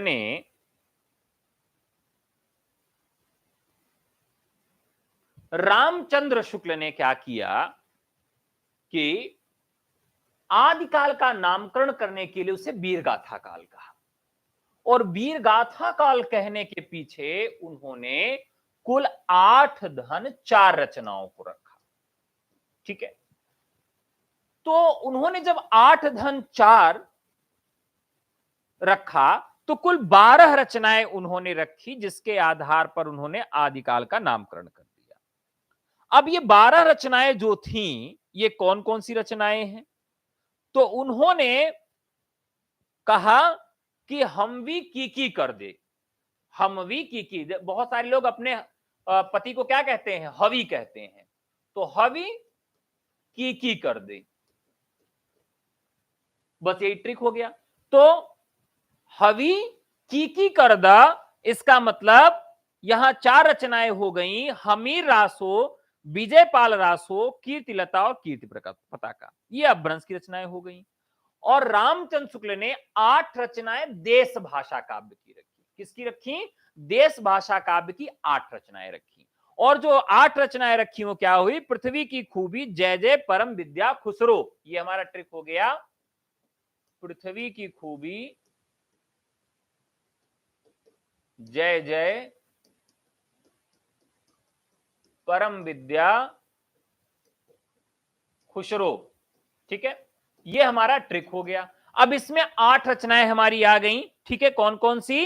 तो खुमान रासो, बीसल देव रासो, पृथ्वीराज रासो, जयचंद्र प्रकाश और जयमंग जस चंद्रिका, परमाल रासो और खुसरो की पहेलियां। तो ये 8 और 4 हो गई। ठीक है, अब यहां पर एक और प्रश्न आपसे है कि ये तो आपको मालूम है, लेकिन एक चीज आपको और मालूम होनी चाहिए कि हजारी प्रसाद द्विवेदी ने आदिकाल में कुल कितने कवियों को रखा है। ये प्रश्न यहीं पे फटाफट बताइएगा कि रामचंद्र शुक्ल ने तो मान लीजिए 8 धन 4 कुल 12 रचनाओं को रखा और 12 रचनाओं के आधार पर उन्होंने आदिकाल का नामकरण वीरगाथा काल रखा। और उन्होंने देश भाषा काव्य की बात की है। तो देश भाषा काव्य का मतलब हुआ जो आम बोलचाल की भाषा थी, उस भाषा में जो काव्य लिखे गए थे उनका केंद्र क्या क्या था? तो एक केंद्र था मुल्तान, जो कि पाकिस्तान में था, अवध का प्रांत था, राजस्थान था, मिथिला था और उस समय केंद्रीय सत्ता जो थी खड़ी बोली की, वो कौन थी? दिल्ली थी। तो यहां राइट आंसर हो जाएगा दिल्ली। राइट आंसर क्या हो जाएगा? दिल्ली हो जाएगा। और हजारी प्रसाद द्विवेदी ने कितने कवियों को रखा है? तो यहां राइट आंसर हो जाएगा 9। अरे वाह, बड़ी खुशी हो रही कि आप लोग की अच्छी तैयारी है, जवाब बढ़िया दे रहे हैं, बढ़िया हो, बधाई हो। चलिए आगे बढ़ते हैं। ऐतिहासिक प्रक्रिया के आधार पर ग्रियर्सन ने आदिकाल का नामकरण क्या किया? तो ये चारण काल किया था, इसे छोड़ते हैं। अगला, मिश्र बंधुओं ने आदिकाल का नाम रखा। ये भी आसान है, आसान प्रश्न छोड़ते चलेंगे। साहित्य के प्रथम काल को वीरगाथा काल किसने कहा था? तो रामचंद्र शुक्ल ने। छोड़िए, जो आसान प्रश्न है उसे बहुत टेंशन नहीं लेंगे। चलिए, ये प्रश्न आसान नहीं है, थोड़ा सा अच्छा है, इसलिए इसको ध्यान से देखेंगे। बताइए, प्रश्न है, आचार्य शुक्ल ने किस आधार पर प्रथम काल को वीरगाथा काल कहा? ऐतिहासिक, सामाजिक, वास्तविकता के आधार पर, कल्पना के आधार पर, मिश्र बंधुओं के आधार पर, ग्रियर्सन के आधार पर? बताइए किस आधार पर। यहां अगर हम एक ऑप्शन चुने तो कौन सा ऑप्शन हमारा सही होगा? आचार्य शुक्ल ने किस आधार पर प्रथम काल को वीरगाथा काल कहा? ऐतिहासिक, सामाजिक, वास्तविकता के आधार पर, कल्पना के आधार पर, मिश्र बंधुओं के आधार पर, या ग्रियर्सन के आधार पर? देखिए, रामचंद्र शुक्ल ने अपने से पहले जितना भी ग्रंथ लिखा गया था उसे इतिहास उन्होंने माना ही नहीं। ना तो उन्होंने मिश्र बंधुओं के ग्रंथ को इतिहास माना, न ग्रियर्सन के ग्रंथ को इतिहास माना, और उन्होंने सबको क्या कहा? कविवृत्त संग्रह कहा है। क्या कहा है? कविवृत्त संग्रह। और उन्होंने कविवृत्त संग्रह को इतिहास बनाया है। इस प्रकार का कथन किसने कहा कि रामचंद्र शुक्ल ने कविवृत्त संग्रह को इतिहास बनाने का काम किया है? यह कथन किसका है? ये आप सब बताइए फटाफट। रामचंद्र शुक्ल ने कविवृत्त संग्रह को इतिहास बनाने का कार्य किया है, यह कथन किसका है? जल्दी से कमेंट करके बताइए। यहां पर है कि आचार्य शुक्ल ने किस आधार पर प्रथम काल को वीरगाथा काल कहा? एकदम सही जवाब है हजारी प्रसाद द्विवेदी। तो यहां ऐतिहासिक, सामाजिक, वास्तविकता के आधार पर रामचंद्र शुक्ल ने आदिकाल का जो नामकरण है वो वीरगाथा काल कहा है। एक तो प्रवृत्ति हो सकती है, रस हो सकता है, लेकिन उन सब में सबसे ज्यादा है ऐतिहासिक, सामाजिक, वास्तविकताओं के आधार पर।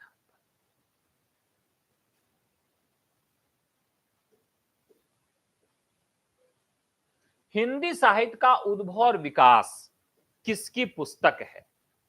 फटाफट बताइएगा।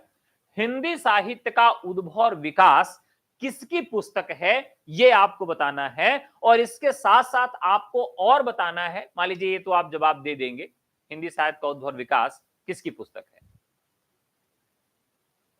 हजारी प्रसाद द्विवेदी। अच्छा, ठीक है।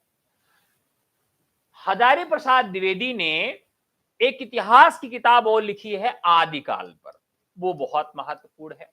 आदिकाल, हिंदी साहित्य का उद्भव और विकास। एक पुस्तक इन्होंने और लिखी है, एक पुस्तक और इन्होंने लिखी थी। जो इनके इतिहास ग्रंथ हैं हजारी प्रसाद द्विवेदी के, उन ग्रंथों का क्रम पूछा जाता है। और हजारी प्रसाद द्विवेदी के इतिहास ग्रंथों का क्रम आपको याद होना चाहिए। हिंदी साहित्य की भूमिका आदिकाल में, अभी मैंने बताया था कि आदिकाल नामक जो इनकी पुस्तक है वह इनके भाषणों पर आधारित है। और वो भाषण उन्होंने कहां दिए थे और कितने भाषणों का संकलन है, ये फटाफट आप बताइए। मैंने सब कुछ आपको पढ़ाया है कि आदिकाल में उन्होंने कितने, आदिकाल नामक उनकी एक पुस्तक है हिंदी साहित्य का आदिकाल। हिंदी साहित्य की जो आदिकाल नामक उनकी पुस्तक है उसमें कितने भाषण, कितने भाषणों का संकलन है, और वो जो भाषण है उन्होंने कहां पर दिए थे। चलिए, बहुत अच्छा है संगीता जी। हिंदी साहित्य की भूमिका 1940, हिंदी साहित्य की भूमिका 1940, वेरी गुड। बिहार 5, अरुणदीप ने दिया है बिहार। ठीक है, आपका एकदम सही है, बिहार में उन्होंने ये भाषण दिए थे। 5 भाषणों का संकलन है इस पुस्तक में। लेकिन संस्था का नाम पूछेगा मेरे साथी, यहां पर राज्य नहीं पूछेगा, संस्था का नाम पूछेगा कि किस संस्था में उन्होंने व्याख्यान दिए थे। तो कोई संस्था है बिहार में, उस संस्था में इन्होंने 5 व्याख्यान दिए थे और उन 5 व्याख्यानों का संकलन जो है हिंदी साहित्य के आदिकाल के नाम से वह आता है। ठीक है, वेरी गुड। चलिए आगे बढ़ते हैं।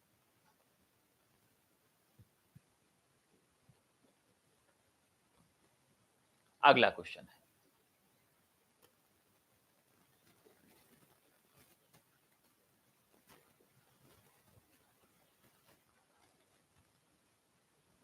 प्रथम काल को आदिकाल कहने का आचार्य हजारी प्रसाद द्विवेदी का क्या आधार था? बताइए। प्रथम काल को आदिकाल कहने का आचार्य हजारी प्रसाद द्विवेदी का क्या आधार था?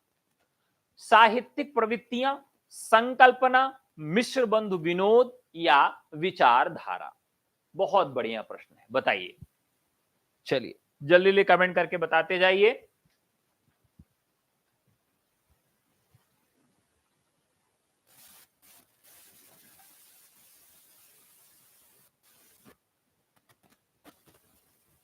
चलिए कमेंट करते जाइए। सर जी 11 रात को कौन क्लास लेता है भला? मैं लेता हूं, रात को ही तो पढ़ाई होती है, दिन में तो इतना भागम भाग रहती है यार, सब लोग एकदम परेशान है, रात को ही तो असली पढ़ाई होती है, कोई टेंशन नहीं कोई। चलिए फटाफट बताइए। तो यहां पर हजारी प्रसाद द्विवेदी ने किसके आधार पर? तो साहित्यिक प्रवृत्तियों के आधार पर इसका नामकरण किया है आदिकाल। ठीक है, लेकिन एक चीज और आपको बताऊं कि आदिकाल का जो नामकरण है उसे खारिज करते हुए किसने कहा कि यह आदिकाल का नाम बाबा आदम के जमाने का नाम लगता है और यह बड़ा अच्छा नाम नहीं है, मैं इसे आदिकाल नहीं कहूंगा या आदिकाल कहने के पक्ष में मैं नहीं हूं। तो फटाफट बताइए कि आदिकाल को बाबा आदम का नाम कह के किसने खारिज किया? नहीं भैया, रामचंद्र शुक्ल नहीं, बच्चन सिंह ने। बच्चन सिंह ने कहा कि भैया ये नाम आदिकाल तो हमको अच्छा ही नहीं लग रहा है, आदिकाल कहने में तो ऐसा लग रहा है जैसे ये बाबा आदम के जमाने वाली फीलिंग आ रही है। तो इस आधार पर उन्होंने इसके नामकरण को खारिज कर दिया। ठीक है, क्या कर दिया? उन्होंने इसे खारिज कर दिया और बच्चन सिंह ने आदिकाल का एक नया नाम रखा। अब आप सब मुझे बताएंगे कि बच्चन सिंह ने आदिकाल का नाम क्या रखा, ये बताना है, फटाफट बताइए। तो साहित्यिक प्रवृत्तियों के आधार पर हजारी प्रसाद द्विवेदी ने इसको कह दिया। बच्चन सिंह ने आदिकाल का जो नाम रखा है वह भाषा के आधार पर रखा है। किस आधार पर रखा है? भाषा के आधार पर। कौन सी भाषा? अपभ्रंश। एकदम राइट आंसर है अरुणदीप जी। चलिए नेक्स्ट क्वेश्चन। 84 सिद्धों में आदि सिद्ध किसे माना जाता है? 84 सिद्धों में आदि सिद्ध किसे माना जाता है? 84 सिद्धों में आदि सिद्ध किसे माना जाता है? तो बहुत आसान सा प्रश्न है, इसमें सराहपा को आदि सिद्ध माना जाता है। यहां पर एक मजेदार प्रश्न आपके सामने ला रहा हूं कि 84 सिद्धों में कितनी सिद्ध साधिकाएं थी, यानी कितनी योगिनियां थी, ये बताइए। योगिनियां कितनी थी? तो योगिनी हमारे यहां थी 4। कितनी योगिनी थी? 4 योगिनी थी। लेकिन यहां पर जो प्रश्न बनता है वो अलग तरीके का बनता है। किसने योगिनियों की संख्या 3 माना है और किसने योगिनियों की संख्या 4 माना है? तो आपको कमेंट करके बताना है कि किसने योगिनी की संख्या 3 माना है। ठीक है, तो रामचंद्र शुक्ल जो है उन्होंने योगिनियों की संख्या 3 माना है और बाकी सब लोगों ने योगिनियों की संख्या कितनी मानी है? 4 मानी है। और ये प्रश्न आप देखेंगे तो टीजीटी 2021 हिंदी में पूछा भी जा चुका है। ठीक है, तो ध्यान रखिएगा।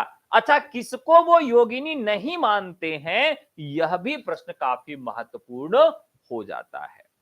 ठीक है, तो सबने 4 योगिनी माना है, लेकिन रामचंद्र शुक्ल ने केवल 3 योगिनी को ही स्वीकार किया है। ठीक है, नेक्स्ट क्वेश्चन।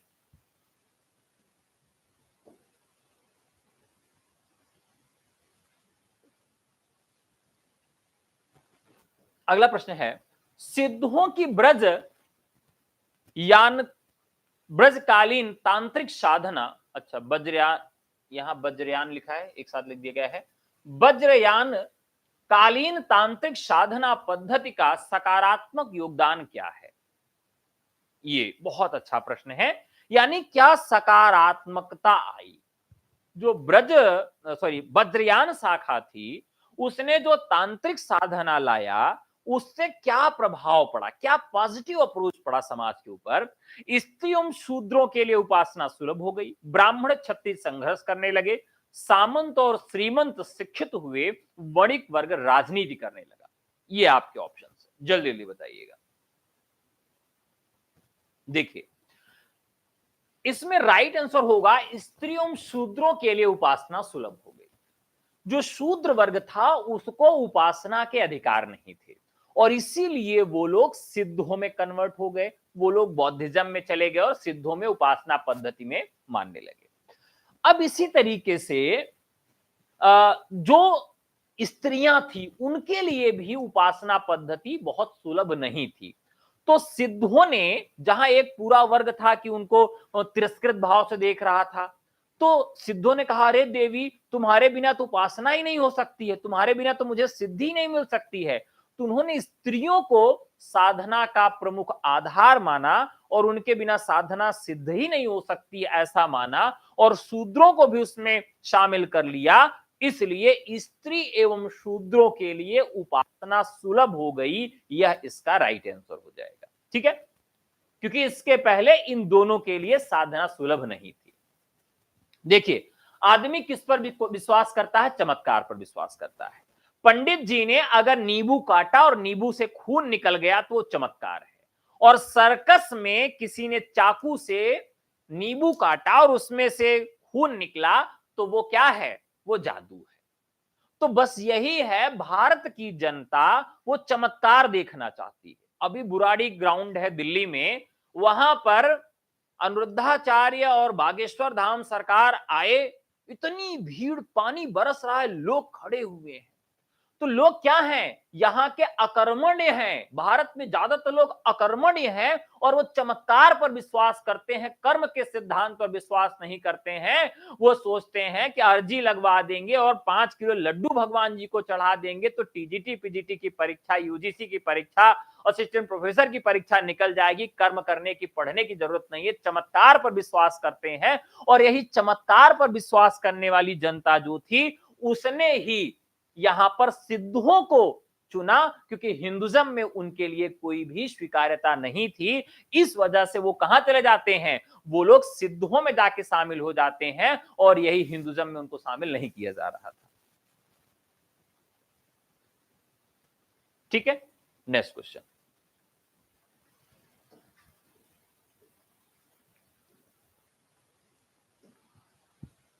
किताबी ज्ञान को किसने अपूर्ण सिद्ध किया? सगुण कवियों ने, तांत्रिक साधना ने, अद्वैतवाद ने, जैन कवियों ने? बताइए।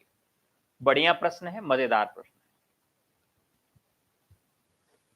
है। यहां देखिए, किताबी ज्ञान को किसने अपूर्ण सिद्ध किया?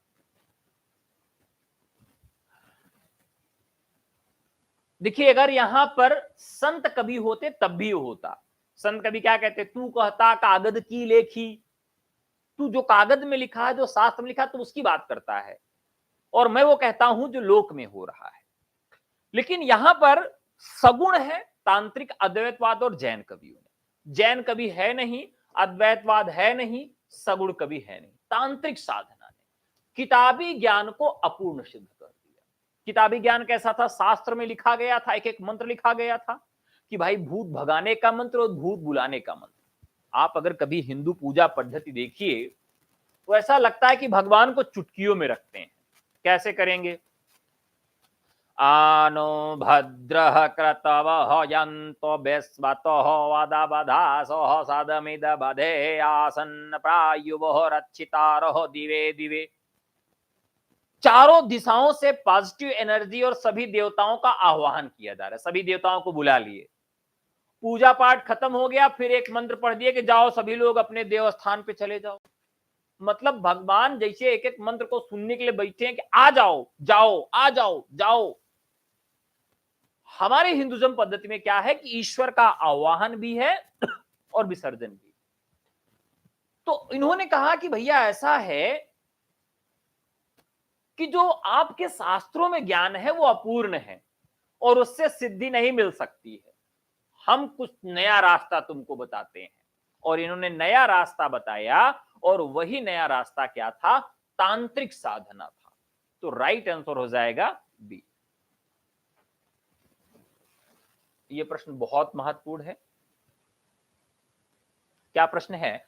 बौद्धों की निवृत्त मूलक दुखवादी साधना पद्धति को निरस्त कर सिद्धों ने किसे प्रतिष्ठित किया? चलिए फटाफट बताइए। जैसे जैसे रात गहरी हो रही वैसे वैसे लोग भाग रहे हैं। मुझे याद है कि टीजीटी पीजीटी 2021 की परीक्षा में मैं रात को 3 बजे तक पढ़ाता था, 11 बजे से 3 बजे तक की क्लास चलाता था और बहुत सारे बच्चे पढ़ते थे पूरी रात 11 से 3 तक। मजा भी आता था, रात में कोई डिस्टरबेंस नहीं है, सब एकदम से आनंद ही आनंद रहता था। तो यहां क्या है कि बौद्धों की निवृत्त मूलक दुखवादी साधना पद्धति को निरस्त कर सिद्धों ने किसे प्रतिष्ठित किया?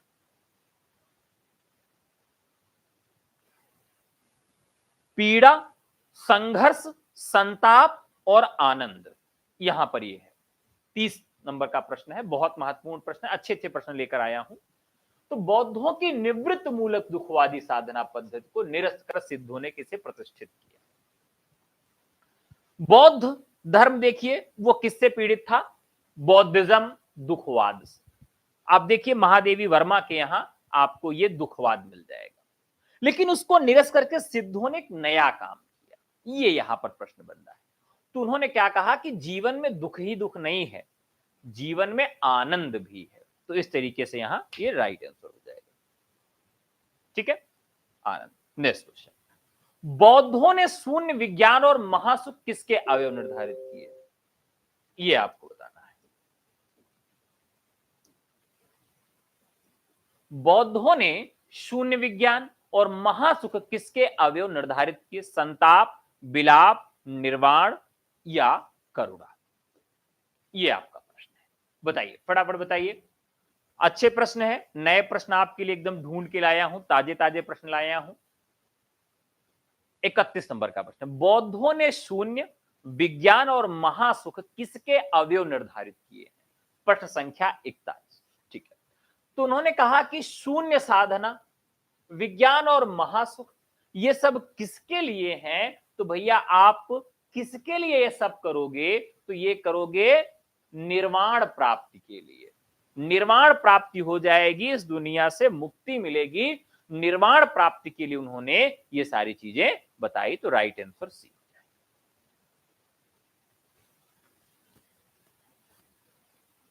चलिए, तो यहां पर फटाफट आप लोग जवाब दे रहे हैं, कुछ लोग जवाब नहीं। देखिए जवाब देने से क्या होता है, यहां एक सवाल है डोम्बी, यहां डीबी लिख दिया गया है, डोम्बी है।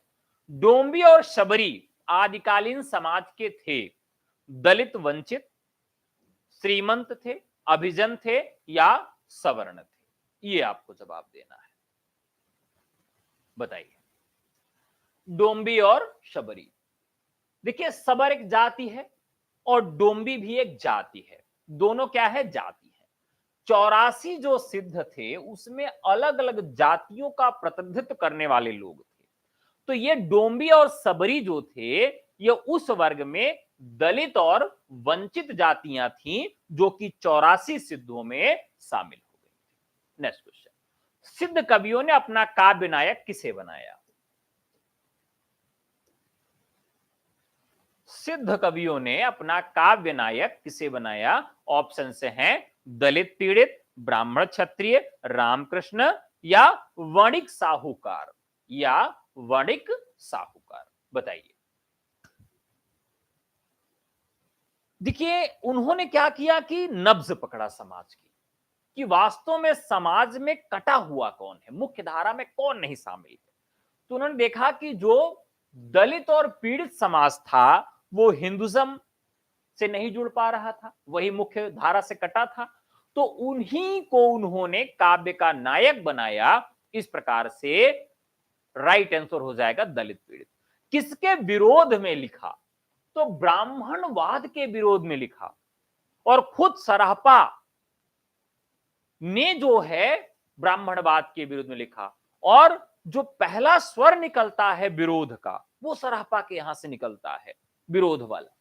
नेक्स्ट क्वेश्चन, वर्णाश्रम धर्म का विरोध और मनवादी कर्मकांड का प्रहार करने वाले कौन थे?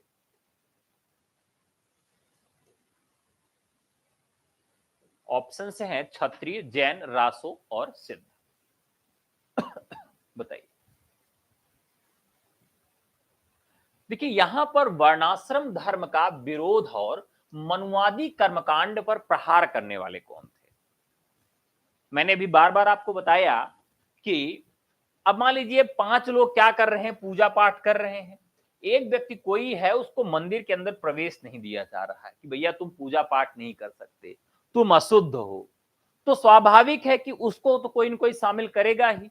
सिद्धों ने काम किया कि ऐसे लोगों को उसमें शामिल कर लिया जिसमें वर्णाश्रम और मनवादी लोग जिनको शामिल नहीं करते थे। तो ये 34 का सिद्ध हो जाएगा। ठीक है,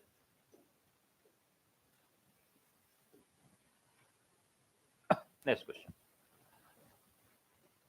अब ये प्रश्न जो है, हाँ देखिए, सिद्ध जो थे ये मुख्यतः जो है नालंदा विश्वविद्यालय और विक्रमशिला विश्वविद्यालय, बिहार का जो क्षेत्र था वहां पर ये अपना विस्तृत थे। इनका जो क्षेत्र था वहीं पे था। कुला के भारत का जो पूर्वी बेल्ट था, भारत के पूर्वी बेल्ट में ये उस समय विद्यमान थे। ठीक है, एक पंक्ति यहां पर पूछी गई है, एक पंक्ति पूछी गई है। क्या पूछी गई है? आगम वेद पुराण ही पंडिय मानवाहिंत। आगम, वेद और पुराण की बात की गई है। से कण्हपा क्या कहना चाहते हैं? कण्हपा क्या कहना चाहते हैं? ब्राह्मणों का सम्मान, रूढ़िवादी मानसिकता पर प्रहार, वेदों की प्रतिष्ठा, मूर्ति पूजा पर बल। ये आपका प्रश्न है। ये पंक्ति आप देखेंगे तो कई बार पूछी गई है। एक क्लास हम जल्दी लेके आएंगे जिसमें महत्वपूर्ण पंक्तियों पर ही होगी। तो उन्होंने रूढ़िवादी मानसिकता पर प्रहार किया है, क्योंकि ये जो सभी थे ये एक प्रकार की रूढ़िवादी मानसिकता बना रहे। तो राइट आंसर हो जाएगा घ। आचार्य शुक्ल ने अपभ्रंश को किस एक अन्य नाम से रेखांकित किया है?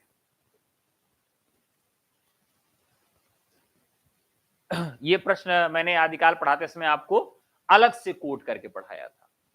उन्होंने अपने इतिहास ग्रंथ में प्राकृत भाष शब्द, प्राकृत भाष हिंदी शब्द का प्रयोग किया है। तो ज्यादातर लोग सही जवाब दे रहे हैं, प्राकृत भाष हो जाएगा। समाज के साथ साथ किस धरातल पर सिद्धों का विद्रोह दिखाई देता है? समाज के साथ साथ किस धरातल पर सिद्धों का विद्रोह दिखाई देता है? ऑप्शन है संगीत, चित्रकला, भाषा या नृत्य। किस पर इनका अधिक जोर दिखाई देता है? बताइए। देखिए उनका जो विद्रोह था संगीत पर नहीं था, चित्रकला पर नहीं था, नृत्य पर नहीं था, भाषा पर था। तो उनकी भाषा ही इस प्रकार से थी, एक प्रकार की विरोधी भाषा का। यानी जो पंडित लोग थे, ब्राह्मण लोग थे, उस समय में संस्कृत का प्रयोग कर रहे थे और इन्होंने एक अपनी भाषा जो सबसे गिरी हुई भाषा थी, आम लोगों की जन भाषा जो थी, उस भाषा का प्रयोग किया, अपभ्रंश भाषा का प्रयोग किया। लेकिन कई जगह अपने पांडित्य प्रदर्शन के लिए इन्होंने संस्कृत श्लोकों का भी प्रयोग किया है कि मुझे आप लोग ऐसा मत समझिए कि हम लोग कुछ नहीं जानते, संस्कृत भी हमको आती है, लेकिन आम जनमानस की जो भाषा अपभ्रंश थी उसमें ही इन्होंने अपना काम किया है। तो यहां पर राइट आंसर हो जाएगा भाषा। Next question.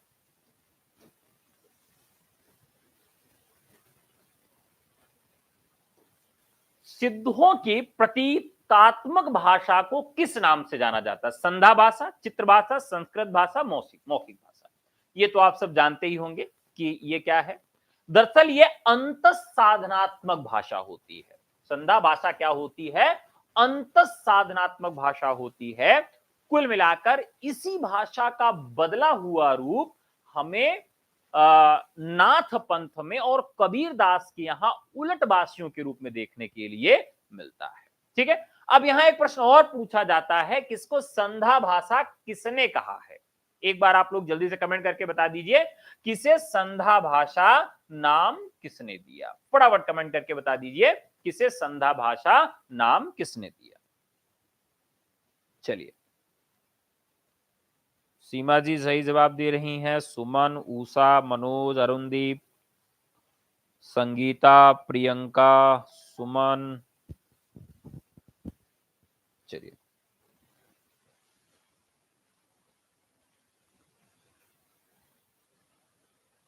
तो कल्पना कह रही है शुक्ल जी। 38 का है शुक्ल, नहीं संधा भाषा में पूछ रहा हूं। एकदम सही जवाब है, अरुणदेव ने दिया है विदुशेखर शास्त्री जी ने। राइट आंसर होगा विदुशेखर। ठीक, नेक्स्ट क्वेश्चन। सिद्धों की संधा भाषा में अर्थ का एक धरातल लोक का अनुभव से जुड़ा है, दूसरा निम्न में किसकी अनुभूति कराता है?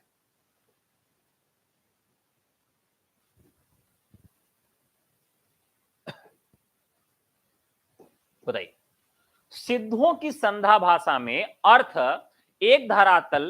का एक धरातल लोकानुभव से जुड़ा है और दूसरा निम्न में से किसकी अनुभूति करता है? दुख, सुख, दार्शनिकता या व्यर्थता का? ये बहुत मतलब आज कह सकते हैं कि आज का क्वेश्चन ऑफ द डे है, बहुत महत्वपूर्ण प्रश्न। फटाफट बताइएगा। चलिए,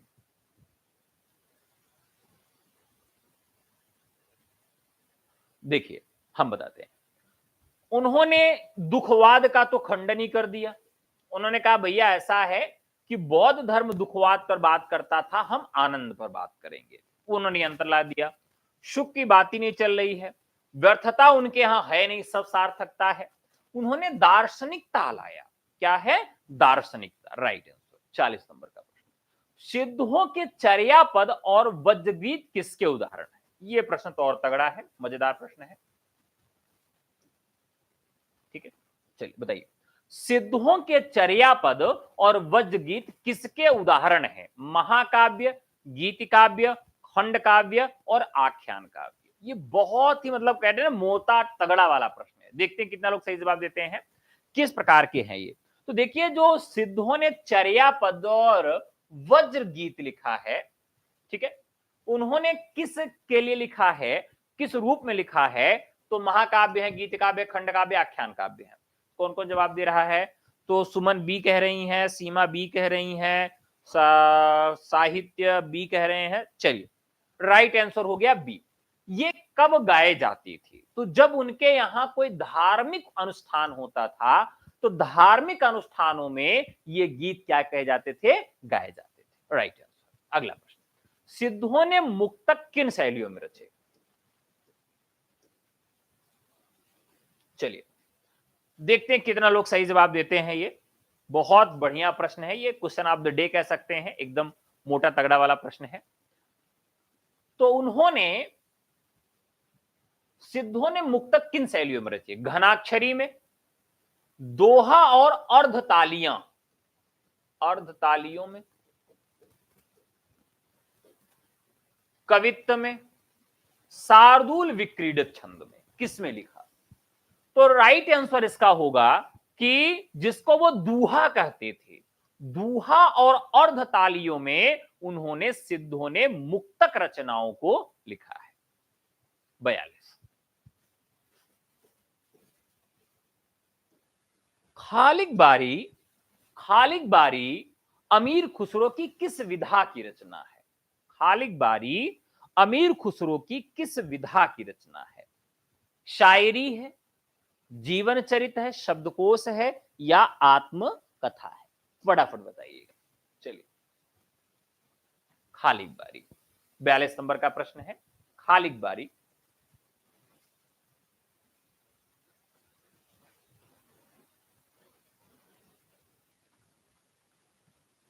देखिए यहां पर अमीर खुसरो का ये एक शब्दकोश है, और शब्दकोश इन्होंने क्यों लिखा था?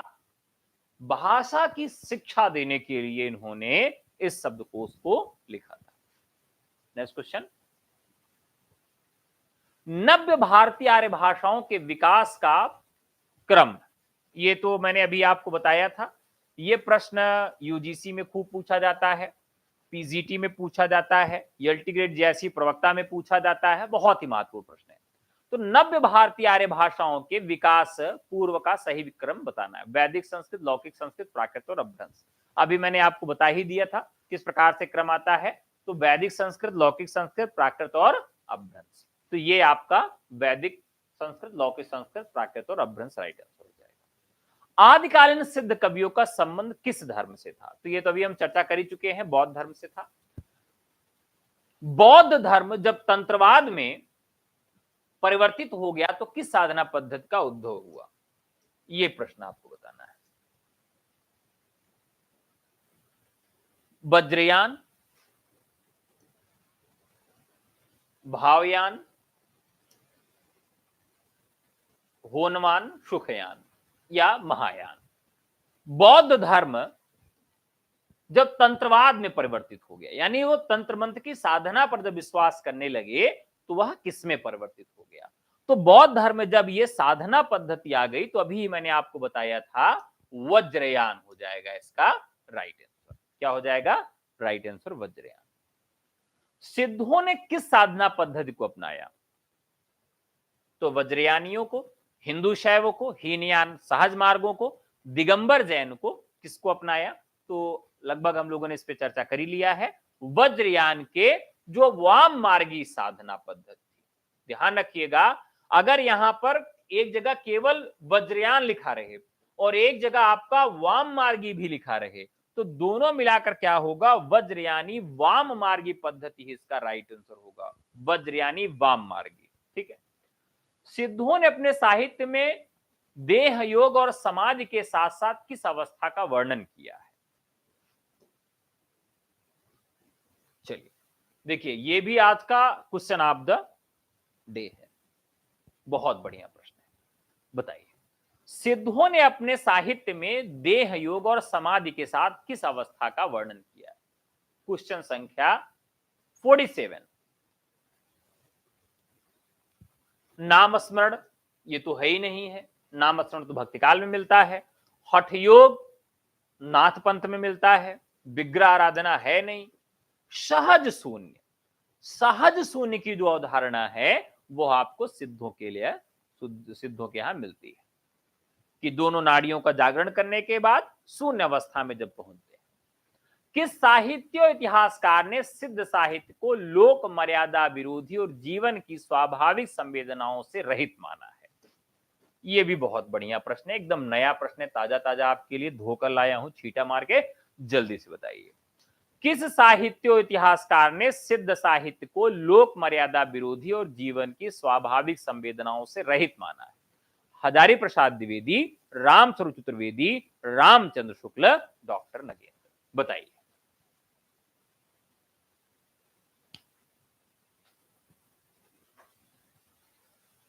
अभी भी हम लोगों ने बात किया था इनके विषय में। लोक मर्यादा विरोधी, भाई स्त्रियों के साथ इस तरह से अत्याचार कर रहे थे, जो चीजें समाज में एकदम लोग जिसको अवॉइड करते थे, जिसका तिरस्कार करते थे, उसी को स्वीकार कर रहे थे। जीवन की स्वाभाविक संवेदनाओं से कोई संवेदना ही नहीं है, अलग ही तरह, अलग ही लेवल का काम कर रहे हैं।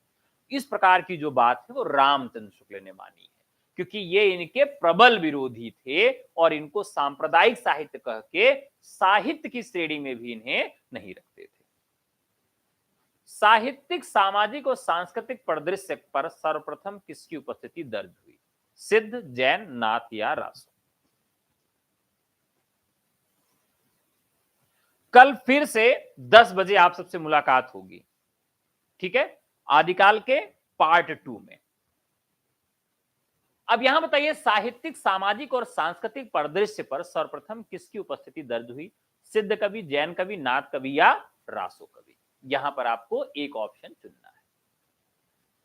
तो देखिए सर्वप्रथम जो है सिद्धों ने ही दर्ज कराया साहित्यिक, सामाजिक और सांस्कृतिक परिदृश्य पर, क्योंकि ये समाज को बहुत अच्छे से पढ़े समझे और देखे कि जो समाज से कटा हुआ वर्ग है उसको अपने साथ कैसे जोड़ सकते हैं, इसलिए राइट आंसर हो जाएगा सिद्ध कवि।